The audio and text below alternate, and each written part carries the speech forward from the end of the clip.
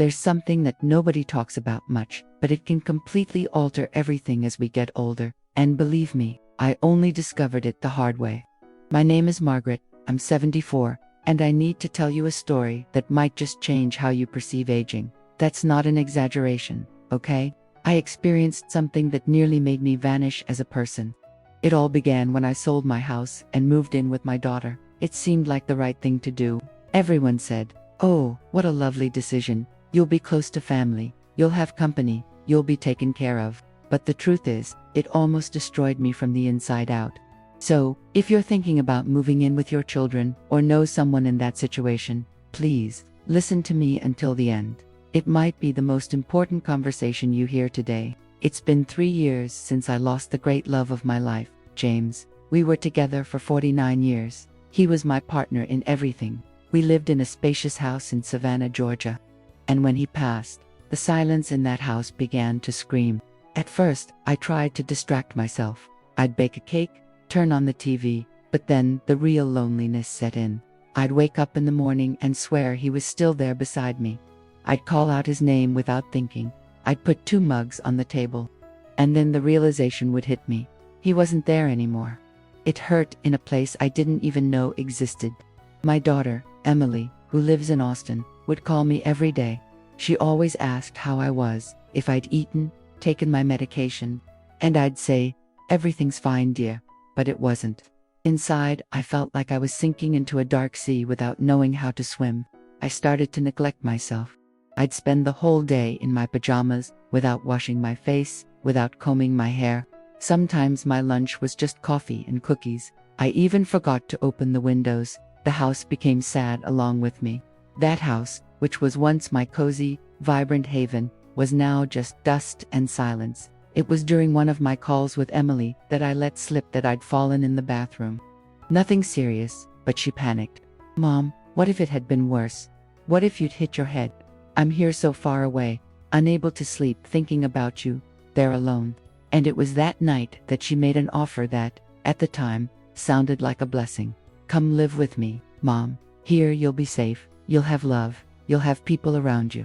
I felt like a light had turned on in the middle of the darkness, and I truly thought it would be the solution, that everything would work out.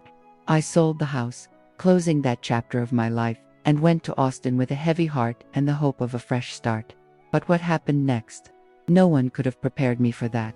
I still remember the night she insisted again, with that sweet way of hers, "Mom, come live with us. Don and I will take care of you. You'll have everything you need here."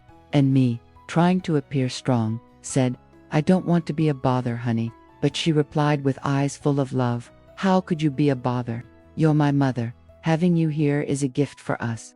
In that moment, with my heart aching with longing for James, I felt embraced from the inside out. I felt seen. And how can anyone say no to that? Everyone thought it was the best idea. My son Noah, who still lives back in Savannah, supported me. "It'll be better, Mom. Emily has more resources, more time." Even my younger sister Susan said, "Margaret, you need this.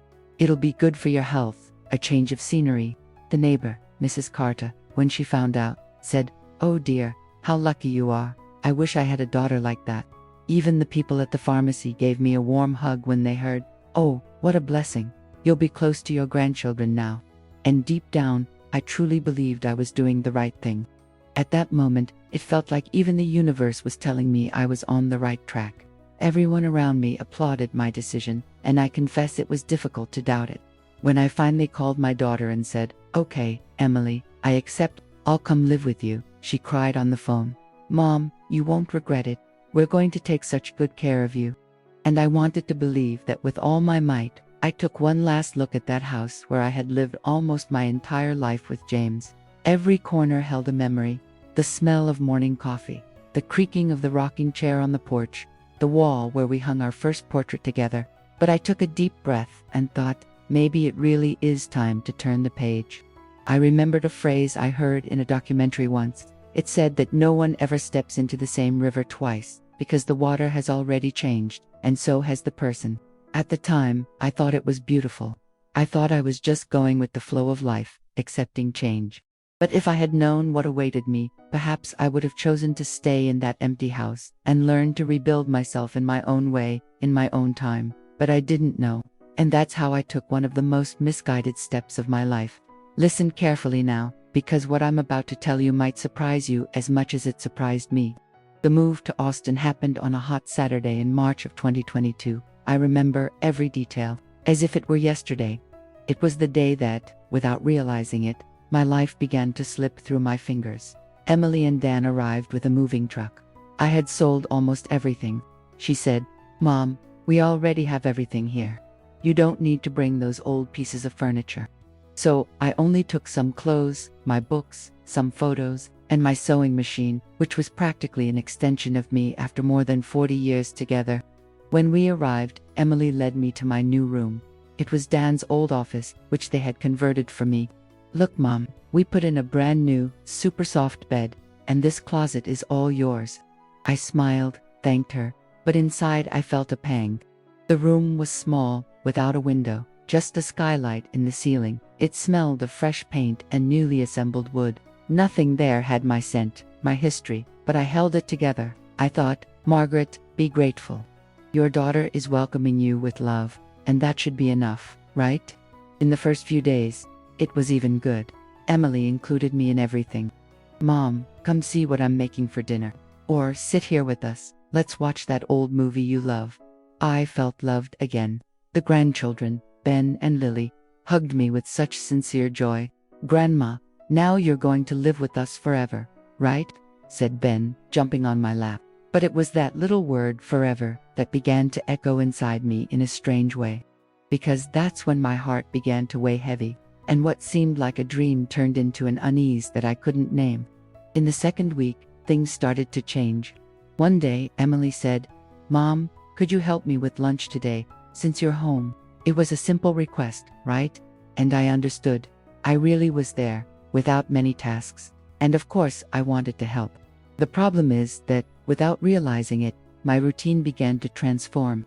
Dan left early for work, Emily spent the day in her room, in meetings, and the children went to school.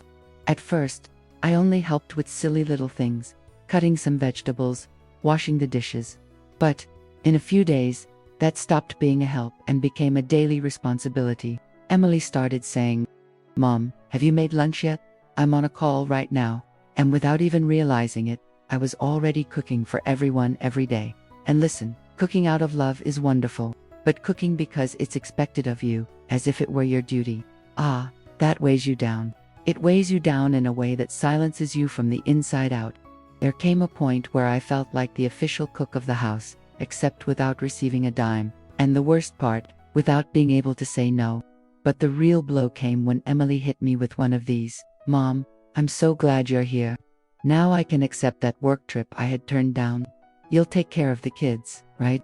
It wasn't even a request. It was like an order disguised as excitement. And just like that, overnight, I became a full-time babysitter. I would wake up at 6 in the morning, prepare the kids' breakfast, take Ben to school because Lily already went on her own, then pick him up, make lunch, help with homework, give baths, make dinner, without a break, without a pause, without the right to rest. There was one day that stuck with me. It was a Thursday. I was completely exhausted. The night before had been a nightmare, Ben with a fever, and there I was, taking his temperature, giving him medicine, sitting next to his bed.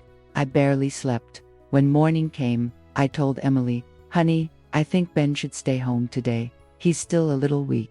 And you know what she said to me? "Oh, Mom, I have a super important presentation today. You can take care of him at home, right?" The tone she used, it was like a knife in the back. I was no longer the mother she wanted to protect. I was the plan B. I was the backup. I replied softly, "Of course, honey, leave it to me." And she left as if nothing was wrong. That day, it started to sink in. I was no longer the welcomed mother, the grandmother invited with affection. I was the help, the cook, the caregiver, and the hardest part, without any recognition, without a thank you, without a space for myself. It was like I was part of the house service only, wearing the title of family. And, as if that weren't enough, things only got worse. One night, during dinner, I commented carefully, Emily, I think Lily is spending too much time on her cell phone. Don, my son-in-law, looked at me with that uncomfortable little smile and replied, Margaret, every family has its own way of raising kids, right? In that moment, I felt ice run down my spine. The message was clear: don't interfere. Emily added, oh mom, times have changed. You don't really understand these technology things, she said, giving me that sweet but empty smile, the kind you give when you want to end a conversation without an argument. And that night, alone, in that small, stuffy room, looking at the skylight as if it were a window to the world outside, I thought, my God, what have I done to myself? It was then that I truly understood. I had traded my freedom for a security that wasn't even real. And in the end, I ended up with neither. I built the walls of my new prison myself. A prison that, from the outside, looked welcoming, but on the inside, was made of silence, exhaustion, and absence. And the cruelest thing is that you lose your freedom little by little without even realizing it. Like that story about the frog, if you throw it straight into boiling water, it jumps out right away. But if you put it in cold water and slowly heat it up, it dies without even understanding what happened. I was that frog. And I only realized it when I was already burned inside. 6 months after moving into Emily's house, I barely recognized myself in the mirror. I always woke up before everyone else, my head already full of the day's tasks. I made coffee, woke the children, took Ben to school, cleaned the house, went to the market with the list Emily left, cooked, picked up Ben, helped with homework, organized dinner. It was as if I had become a robot, with no off switch. But, honestly, that wasn't even the worst part. What really started to hurt was the way they started to see me, as if I were a service at their disposal, a resource. There's one day that will never leave my memory. Lily's birthday. Emily was organizing a small party, just for close friends and family, and I, as always, was in the kitchen rolling brigadeiros with all my love. It was one of my ways of showing affection. Then, Don came in, looked around, and without even saying good morning, blurted out, Margaret, when you're done there, can you clean the guest bathroom? People will be arriving soon. I froze. I stood there, with my hands covered in chocolate, the brigadeiros half finished, and my heart aching. I looked at Dan and said, very firmly, Dan, I'm the children's grandmother. I'm not a cleaning lady. He was paralyzed. He stared at me as if I had said something absurd. He tried to backtrack. Oh, sorry, Margaret. It's just ... You always do these things. I always did, yes, but when did that become an obligation? When did affection become a function? That night, after everyone had gone to sleep, I found myself alone in the kitchen. The sink was overflowing, the counter dusted with crumbs from the party. I silently washed everything, one spoon at a time, until almost midnight. My feet were swollen, my back was aching, and my chest. It felt like it was being crushed from the inside. It was there, with soapy hands, alone in the middle of that house that didn't even feel like mine, that I truly broke down. I cried. I cried for everything I had been swallowing for months. I cried for my house back in Savannah, which I sold in a hurry, practically for nothing, just to escape the loneliness. I cried for my friends from the senior group, who were now too far away for even a cup of coffee. I cried for my freedom, which, even though I had some money saved, depended on Emily for everything. Even to buy medicine, I needed to ask. But what made me cry the most was remembering who I used to be and realizing who I had become. Before all this, I was Margaret Louise Turner, retired teacher. I taught adults how to write and believe in themselves at a community center. I organized charity bazaars at the neighborhood church. I was known for having the most flower-filled garden on the street. I read 2 books a month and discussed poetry on Thursday afternoons with the reading group. I was present in my own life, in control of my time, my desires. And now I was Emily's mom, the grandma who lives with us, the lady who helps with the kids. I had lost my name, my voice, my dreams. I had become an item in the house, like that pretty piece of furniture that no one notices anymore, but that serves to support things, useful and invisible. The last straw came when I overheard my daughter talking to a friend on the phone. She said, laughing, "Oh, my mom is here at home. A blessing. She takes care of the kids, the food, the house. Our life has become so much easier." Easier for whom? For them, everything had become a dream. But for me, it had turned into an endless exhaustion. A sequence of tasks that were never agreed upon. A comfortable prison, with cushions and smiles, but still a prison. And the cruelest thing is that I couldn't complain, because every time I showed a sign of exhaustion, I heard the same speech. Mom, aren't you being well treated here? You have a house, food, affection, as if affection canceled out the weight, as if it were a currency in exchange for my freedom. One day, I called my sister, Susan. She has always been my confidant. She asked, "So, Margaret, how's this new chapter treating you?" And I, swallowing hard, replied, "Susan, sometimes I miss my little house." She didn't even let me finish.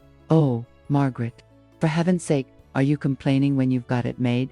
Your daughter welcomed you with open arms, and you're still griping." That's when it hit me. Even my sister had bought into this narrative that I should be eternally grateful. But let me tell you a truth nobody talks about. I wasn't being cared for. I was being used. Caring for someone means respecting their dignity. It means protecting without erasing them. It means welcoming them without turning them into a resource. But what they did to me was the opposite.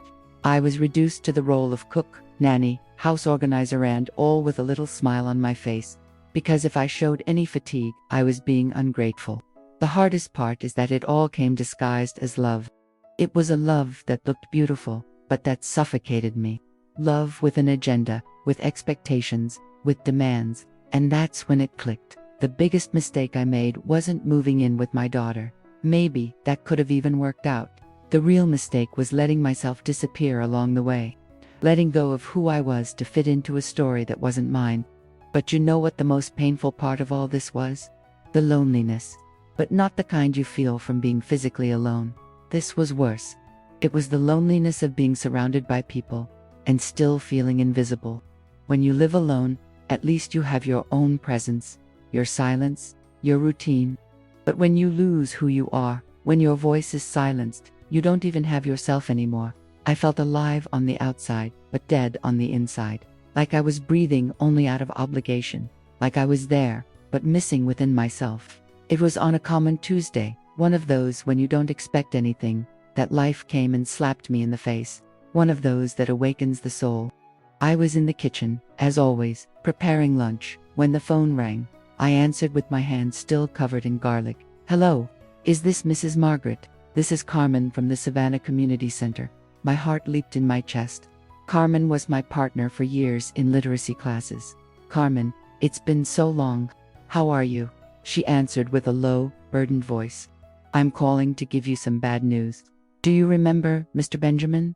That gentleman you taught to read?" "Of course, I remember," I replied, my heart clenching. Benjamin was a bricklayer who, at 65, came to classes wanting to learn to read just to better understand the Bible. A sweet, shy man with a humble dream. Well, he passed away last week. Silence fell heavily. I closed my eyes and took a deep breath. But what came next undid me. Before he passed, he asked for only one thing, that I call you and say thank you. He said you changed his life, that learning to read made him feel complete. I felt my legs weaken. I sat down right there, in the kitchen chair, the phone slipping between my fingers. Carmen said he had left a little letter for me. "Would you like me to read it?" I swallowed back the tears. "Yes, please." And she read, "Dear Professor Margaret, thank you for showing me that it's never too late to learn. You gave me more than just letters. You gave me dignity.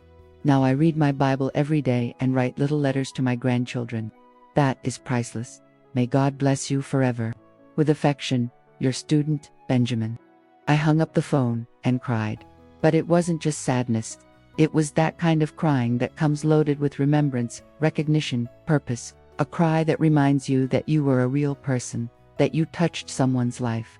I had been useful. I had had value. And now I was washing Dan's underwear and serving juice at breakfast as if that was all that was left of me. Later, while waiting for Ben to get out of school, I sat on a park bench. I stayed there, watching the children running around, the sun shining through the leaves of the trees. And I asked myself, I'm 74 years old. If I'm lucky, I still have 10 or 15 years ahead of me. And what am I doing with that time? The answer was a painful silence. I was fading away. I remembered a quote from Seneca, which I read when I was young. It is not that we have a short time to live, but that we waste a lot of it. And on that bench, alone, watching life go by, I understood I was wasting my life. And the worst part, by my own choice, because I nullified myself to fit into other people's routines.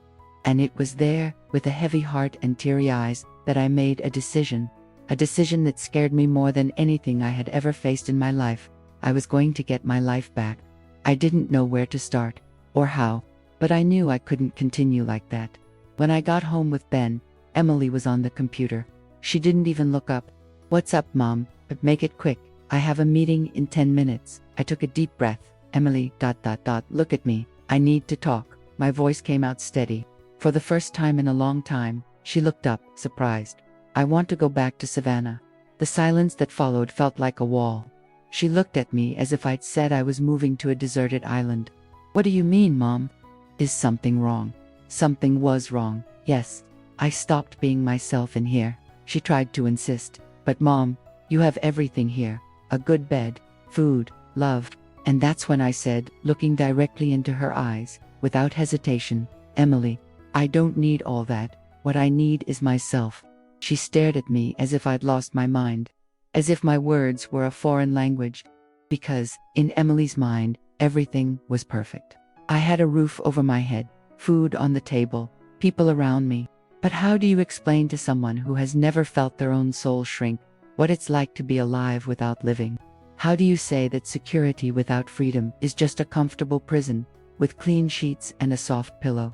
She still tried to downplay it. "Mom, you're being dramatic. Do you want me to take a few days off? We can talk, organize things better." But I was no longer that submissive woman from before. I took a deep breath, kept my tone steady, and said, "No, Emily, I'm not being dramatic. For the first time in a long time, I'm being honest. With myself." That night, lying in that small windowless room, I remembered who I was again. That call from Carmen shook me to my core. It reminded me of the woman who taught dozens of adults to read, the supportive friend, the beloved teacher, the Margaret who smiled genuinely.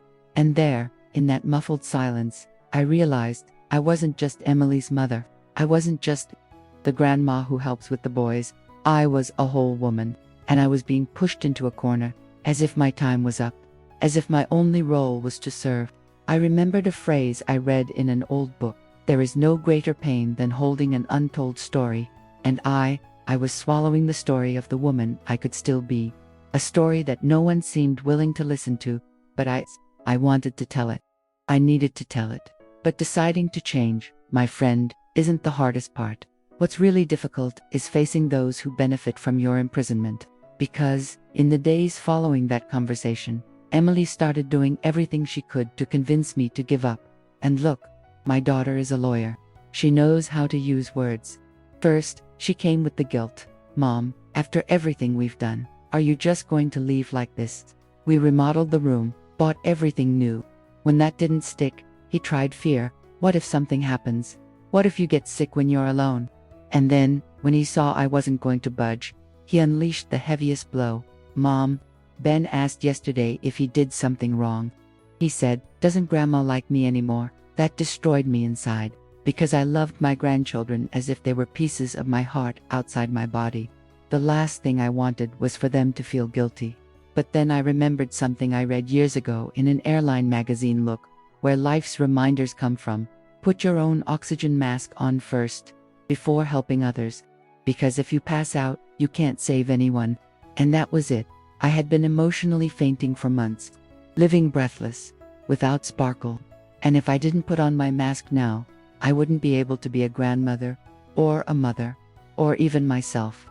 Even Dan came to try to convince me. He said he wanted to have an adult conversation. We sat on the porch, and he said, "Mrs. Margaret, we know the routine here is hectic, but you are the pillar of this house. Without you, it becomes chaos." It was at that moment that everything made sense. They didn't want me here out of love. They wanted me here for function. I replied calmly, "Dan, you lived well before I came. You will continue to live well after I leave," he insisted.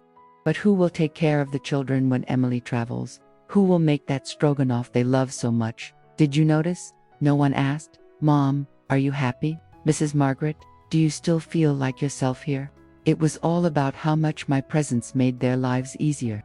No one thought about how much my departure was necessary for me. I once heard a psychologist say, true love liberates, possessive love imprisons. True love wants to see the other flourish, even if it's far away. Possessive love wants to keep the other close, even if they wither. And I was beginning to see clearly and with pain what kind of love my family was offering me. But the most surprising thing, the resistance didn't just come from inside the house. When I called my sister Susan, back in Savannah, to tell her that I was determined to live alone again, her reaction was like a bucket of cold water in the middle of winter. Margaret, have you gone crazy? At 74 you're going to live alone? What if you get sick? What if someone breaks into your house? It's astonishing how everyone manages to imagine thousands of tragedies that could befall a woman my age living alone. But no one seemed to see the tragedy that was already happening. I was alive, but invisible, surrounded, but isolated. I took a deep breath and said calmly, Susan, I lived alone for almost a year after James died. And I didn't die, she retorted. Oh, but you were a wreck back then, ... Yes, because I was grieving, because I lost the love of my life, not because I was living alone. Those are different things, but she wouldn't understand. Just as no one else seemed willing to understand. The most painful part was when my son Noah, who also lives in Savannah, called me late at night. I could tell Emily had already spoken to him.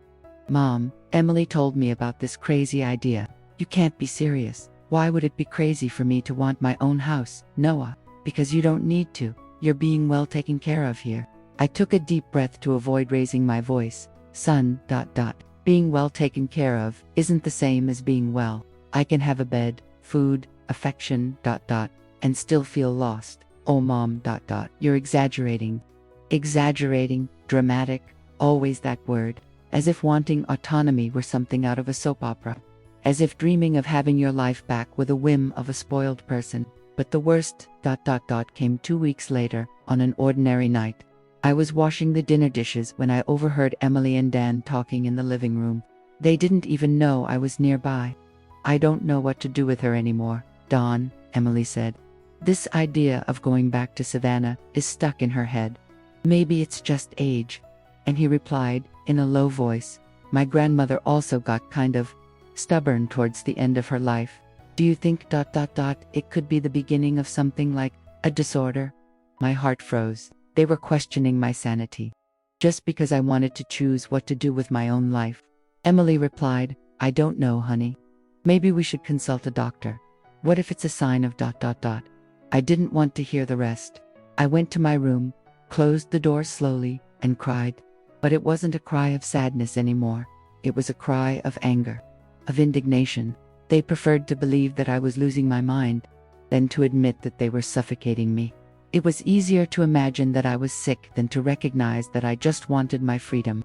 And it was there, that night, alone in my room with the skylight dark and my heart beating steadily, that I made my final decision. I would no longer ask for permission.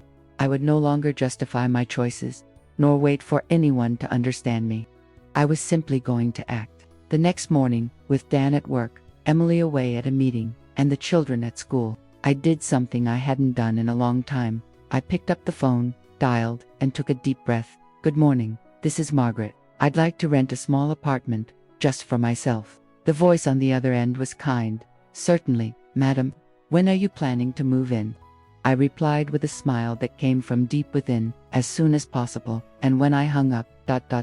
I felt something I hadn't felt in a very, very long time, hope.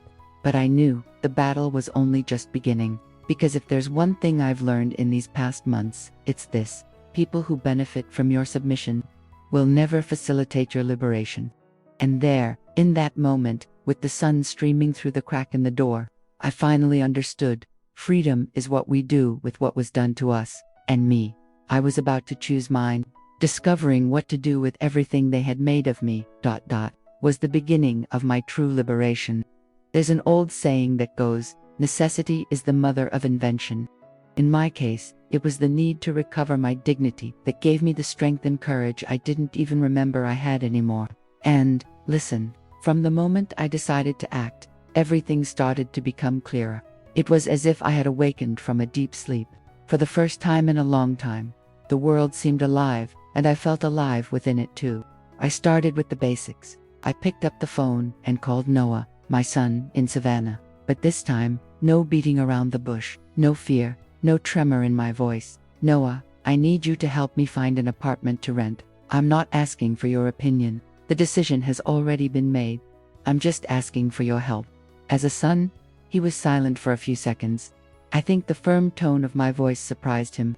And for the first time in many months, he didn't try to convince me otherwise. He just replied, "Okay, Mom, I'll see what I can do." 3 days later, he called me with 2 options. I chose the simpler one, a small 1-bedroom apartment on a quiet street with a nice view of the square. Nothing fancy, nothing big, but it had 2 things I hadn't seen in a while: a real window in the living room and a kitchen all my own. That alone was enough for me to feel like something inside me was being returned. When I told Emily I had already rented the apartment, she was shocked. She went white. "Mom, ... You did this without consulting us. How could you make a decision like this on your own?" I took a deep breath. "Emily, I'm 74 years old. I raised 2 children, worked for over 40 years, was married for almost 50. I don't need anyone's permission to decide where I want to live." She still tried to insist, but Mom ... I interrupted her calmly. "Darling, ... the decision is made." In that instant, I felt something I hadn't felt in months. My life, back in my own hands. But the hardest part was yet to come. Because then came the guilt, disguised as concern. Emily started throwing out phrases like, "Mom, the kids are thinking you don't love them anymore, ... How can you be so ungrateful after everything we've done? People are going to think we're bad children, ... Double quotes, each of those phrases cut like a knife. Even knowing I was doing the right thing, seeing those we love hurting is too painful. But then I remembered something I heard from a psychologist years ago, right after James passed away. She said, "Margaret, sometimes the greatest proof of love we can give someone is to show them that they can live without us." At the time, I didn't quite understand, but now it made perfect sense. I wasn't abandoning my family. I was teaching them to see me as a person. I was showing that being a mother and grandmother doesn't mean being a servant. I was saying, through my actions, that it's possible to age with respect, dignity, and freedom. A week before the move, I called Ben and Lily to talk. It was one of the most difficult moments of my life. "Grandma's going to live in her own little house now," I said, trying not to let my voice crack. Ben, with his big, innocent eyes, asked, "But Grandma, don't you love us anymore?" How to explain to a child that sometimes we need to choose ourselves, not out of a lack of love ... but out of self-love? I hugged him tightly and replied, "Ben, Grandma loves you more than anything, and that's precisely why she needs a little corner of her own. Because when we have space to breathe, we're happier. And when we're happier ... we love so much better." Lily, who was already smarter, looked at me and asked, "Are you going to be alone, Grandma?" I smiled, with a light heart. "No, my dear, I'm going to be with myself, and that ... it's so very different. Because, for the first time in months, I would once again have the company of the most important person in my life, myself." Moving day was devastating ... but also liberating. Noah came to get me, driving all the way from Savannah with the trunk full of boxers. Emily cried, and I cried too. But this time, they weren't those silent tears I had shed so many times inside that stuffy little room. These were the tears of someone who, at long last, is doing something difficult but necessary. It was pain, yes, but mixed with relief, with peace, with a reservoir of courage I didn't even know I still possessed. During the drive, Noah broke the silence. "Mom, are you really sure about this?" I looked at him, steady, with a small, genuine smile on my face. "Yes, son. For the first time in a very long time, I'm sure of something. And you know what else? I didn't need him to understand. I didn't need anyone to approve. When you feel deep down that you're doing the right thing, that's enough. You don't need an audience. You don't need applause. All you need is courage." When we arrived at the apartment and I opened the door, it was like I had lifted a weight of tons off my back. It was simple, small, still unfurnished, but it was mine. Every wall, every corner, represented my choice. It was as if that space gave me back my voice. Here, no one was going to decide for me. No one was going to tell me where to put my books or what time to serve dinner. That first night, I slept on a makeshift mattress on the living room floor. Noah had brought a pillow and a blanket. And when I lay down, I looked out the window and saw something I hadn't seen in many months: the stars. It may seem like a small thing, but for me, it was immense. In Emily's house, there was only a skylight that let in a sliver of sky, but here, in this new window, I saw the whole world outside. And seeing that starry sky, so vast, so full of possibilities, I knew, with absolute certainty, I had made the right choice. I remembered a quote I had read when I was young: "That which does not kill me makes me stronger." And it was true. The last few months almost broke me inside, but I resisted. I survived. And now, I was stronger than ever. Ready to discover who else I could be at 74, being the master of my own destiny. You know what my first act of freedom was? Sleeping until 10 in the morning. It may seem silly, but after months of waking up at 6 to serve coffee to others, sleeping in felt almost like a protest, an act of personal revolution. And the next day, I did something even more powerful.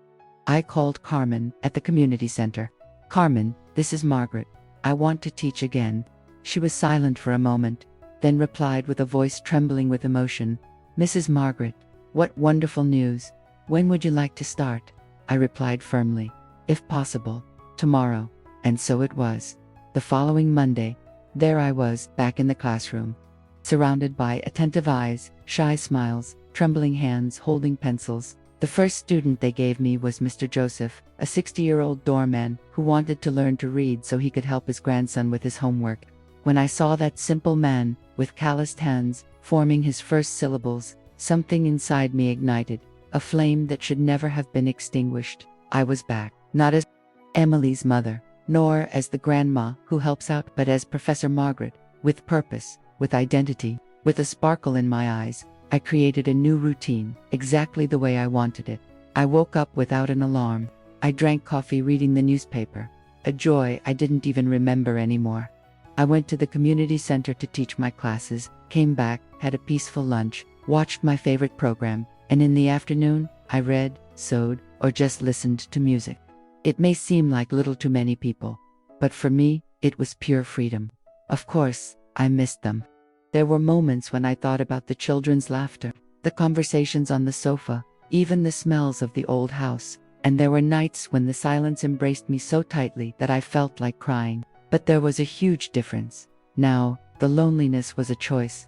And loneliness, when it's a choice, becomes something else. It becomes solitude. And solitude is a sacred space. A place where we meet ourselves, listen to ourselves, heal ourselves. 3 months after the move, something unexpected happened. Emily called me, but this time, it wasn't to argue, nor to try to convince me to come back. It was to apologize. "Mom, I've been thinking, I don't think I treated you very well while you lived here." It was the first time someone in my family acknowledged that I was right to leave. And, wow, I didn't expect to hear that so soon. Emily continued, "Since you left, Dan and I have had to fend for ourselves, divide the tasks, teach the children to manage more on their own, and, in the end, it was good for everyone." That was exactly what I had always hoped to hear. When you stop carrying others, they discover they have legs to stand on, and often, they walk more steadily than they imagined. But the greatest transformation didn't just happen in my daughter's house, it happened in me. After I returned to Savannah, I began to rediscover parts of myself that had been dormant. I started painting again, something I hadn't done in years. I joined a senior walking group. I made new friends, laughed at silly things, the kind you only appreciate when you feel alive again. I took short weekend trips around the area, and one afternoon, at the library's book club, yes, I went back to the book club. I met someone who would change the course of my life once again. She entered slowly, with a shy look, seeming out of place. During the break, I approached her with a smile. "Hi, I'm Margaret. First time here." She smiled awkwardly. "Yes, I'm Helena. I moved here recently. I came to live with my daughter after I was widowed, ... But it's been difficult." In that moment, my heart recognized that feeling. It was like looking at myself a year ago. The same tired expression, the same silence between the words. I looked into her eyes and asked, "Would you like to talk about it?" And that's how I met Helena. Over time, she would become one of my best friends. Her story, was a mirror of mine. She, too, had lost herself inside her daughter's house. She became a caregiver disguised as a mother, an unpaid employee labeled as a grandmother. Helping Helena rediscover her worth was one of the most beautiful things about my new life, because, in guiding her back to herself, I also reinforced my own path. It was as if the universe had given me the chance to give back what it had offered me, the chance to start over. Today, a year and a half after my escape from Austin, as I joke with my friends, I can say with all the certainty in the world, it was the best decision I ever made. I not only recovered who I was, but I discovered who else I could still be. I learned that at 74, yes, I can still learn, make new friends, laugh out loud, dream again. My relationship with Emily, better than ever. She visits me once a month, with a light heart. No burden, no demands. The moments we spend together now are real, with presence. My grandchildren call me often to tell me the news. And believe it or not, even Dan calls me now, asking for advice on how to raise their children. Today, he sees me as someone with wisdom, with experience, no longer as a maid, masquerading as a grandmother. Noah has changed too. Just the other day, he told me, "Mom, I deeply admire the courage you had. When my time comes, I want to follow your example. But what moves me the most is knowing that my story has inspired other people." Helena was just the first. Through her, I met other men and women with similar stories. Some were already ready to make a change. Others still trapped by fear, by guilt, by the emotional shackles created by their own families. And it's for those people and for you, who are listening to me now, that I want to put this on record, in no uncertain terms. It's never too late to start over. It's never too late to reclaim your dignity. It's never too late to choose to be yourself again.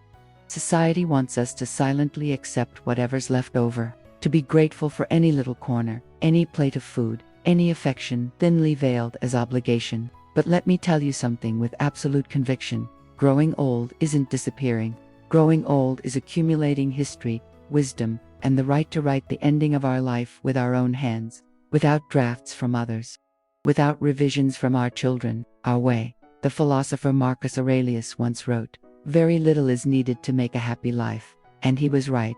Today, living in a simple apartment, with a routine chosen by me, with my schedule, my books, my pots and pans, and my own house key, I am much happier than I ever was in that big house in Austin, being a shadow within the routine of others. Because happiness doesn't reside in the size of the house, nor in the value of the furniture. It resides in the freedom to be who you are, without asking permission. Freedom to choose what to wear, what to eat, what time to wake up, what to do with your own days. That is happiness. That is life. And if you, who are listening to me now, have elderly parents, grandparents, aunts, uncles, please, ask them what they want, not what you think is best. Ask them what they desire, because the intention may be good, but the lack of listening can be cruel. And if you, who are on the other side, are that elderly person who is going through something similar to what I experienced, I want to tell you with all the strength of my soul, you have the right to choose. You are not a child. You don't need to be controlled. You are an adult, with history, with wisdom, with a voice, and no one has the right to silence that. If anyone tries to convince you that you're being selfish for wanting to take control of your life, remember one very important thing. There is no true love without respect for individuality. My story isn't about rebellion. It's not about family feuds. It's not about ingratitude. My story is about something much bigger. It's about autonomy, about dignity, about a fresh start. It's about the right to be you, even after 60, 70, 80. It's about looking in the mirror and still recognizing yourself. It's about waking up in a place where every wall reflects your will. It's about living as Margaret Louise Turner, not as Emily's mother, not as the helpful grandma, but as me, whole, present, free, and you. How do you choose to live? If this story touched you, if it made you think of someone, please share it. Perhaps there's a father, a mother, a friend, a neighbor, feeling invisible within their own home, suffocated by tasks they never chose, forgotten behind a label that negates who they are. Show them that it's possible to escape that. Show them that a fresh start is legitimate, it's necessary, it's beautiful. Because sometimes a single story can change a life, and if mine manages to touch even one soul that needs it, it will have been worth telling. Thank you for listening to me. Thank you for allowing me to exist in words as well. And never forget, true independence has no expiration date. It doesn't expire with age. It begins at the exact moment you decide to go back to being who you truly are. And that is priceless.